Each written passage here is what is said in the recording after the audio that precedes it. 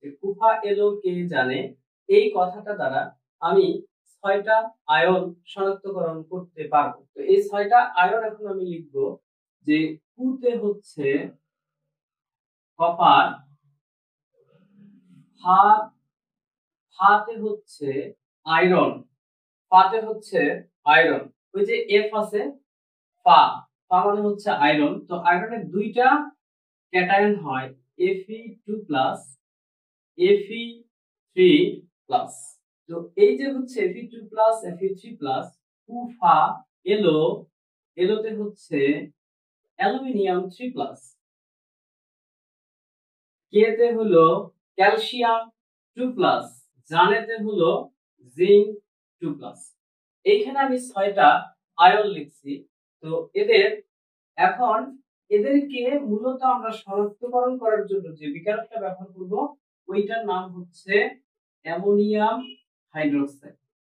তো এই ammonium hydroxide, এই যে অ্যামোনিয়াম আছে এটার আরো যৌগ আছে অ্যামোনিয়াম থায়োসায়ানেট, এটা দিয়ে আবার হচ্ছে Fe2+, Fe3+ কে শনাক্তকরণ করা যায়।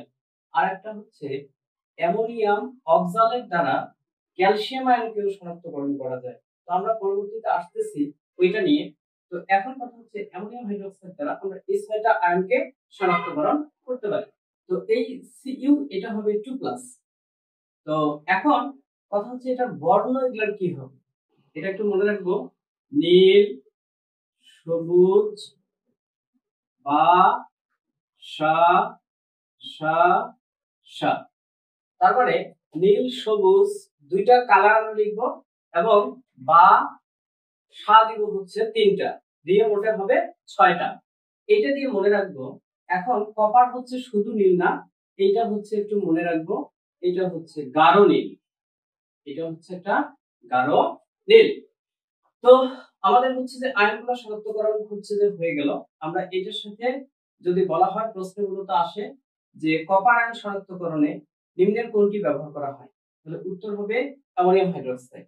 আবার বলে Fe2+ আয়ন শনাক্তকরণে কোনটা ব্যবহার করা হয়, তাহলে হবে অ্যামোনিয়াম হাইড্রোক্সাইড। তো মূলত সবগুলা আয়ন শনাক্তকরণে অ্যামোনিয়াম হাইড্রোক্সাইড ব্যবহার করা হয়। আরেকটা বিষয় হচ্ছে যে এই কপার 2+ আয়ন যখন অ্যামোনিয়াম হাইড্রোক্সাইডের সাথে বিক্রিয়া করে তখন এই যে অর্ধকেপ একটা উৎপন্ন হয়, এই অর্ধকেপটার বর্ণ কিরূপ হয়, সেটা অবশ্যই হচ্ছে গাঢ় নীল হয়। আরেকটা বিষয় হচ্ছে যে Fe2+, Fe3+ একটা হয় সবুজ, Fe2+ হলে হবে সবুজ, Fe3+ হলে হবে মানে